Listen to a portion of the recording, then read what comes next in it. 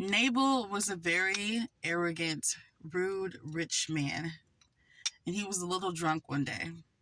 And he had a beautiful wife named Abigail, and she was a fair and kind and loving and discerning woman.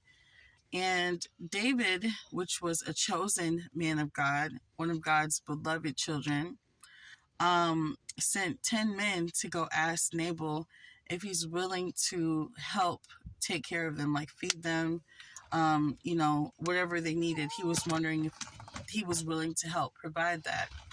And so he railed at them and said, why would I feed you? Like, why would I give you what I have? I don't even know who you are. And not feed the people that I have working hard for it, He just really went off on them, right? And so when they got the message back to David, David was like, bet.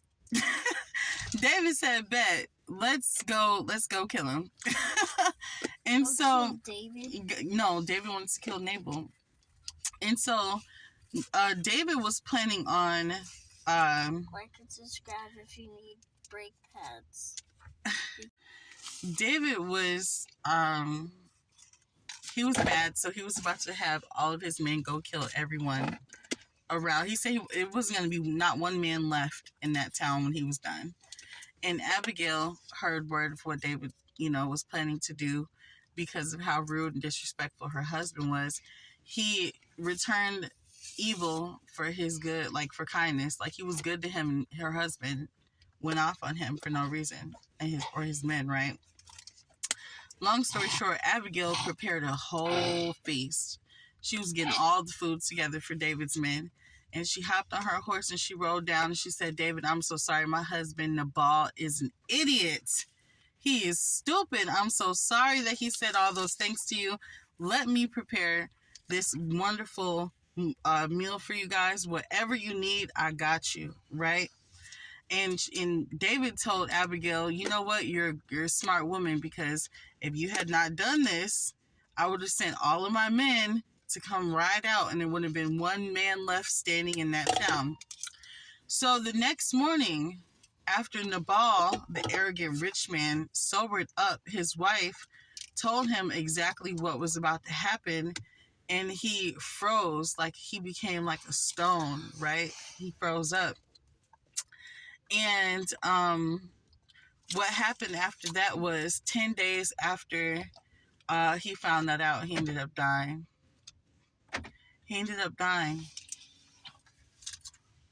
So long story short, God don't play about.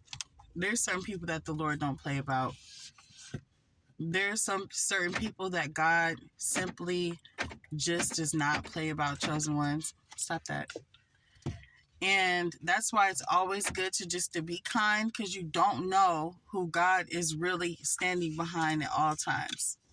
There's some people that may look really weak, that may look feeble, that may look lame to you, that may look like they can't fight. But in the realm of the spirit, they got some angels, and they have a mighty God that will take someone's life over them. And that's why it's always good to be kind and never return evil when someone's being good to you. Stop that. Because God will cut you off of this planet just for being disrespectful to one of his chosen ones that did nothing wrong to you. Read the story of Nabal and Abigail in the Bible. Nabal lost his life just because he disrespected one of God's people. After his people were being kind to him. They didn't go to him disrespecting him. None of that. There's some people that God just don't play about. And chosen ones, you guys are one of them. You guys are one of them. A lot of people tend to feel like they can play with you guys because, you don't really you're not as strong in the spirit, or your gifts aren't as strong as others, or maybe you're just coming into this truth of who you are as a child of God. But these people that are coming against you, that are returning evil for the love that you give to them, they don't know who's behind you in the realm of the spirit, and they don't know who has your back. Okay? So I love you guys so much. I hope that brought you guys some comfort tonight.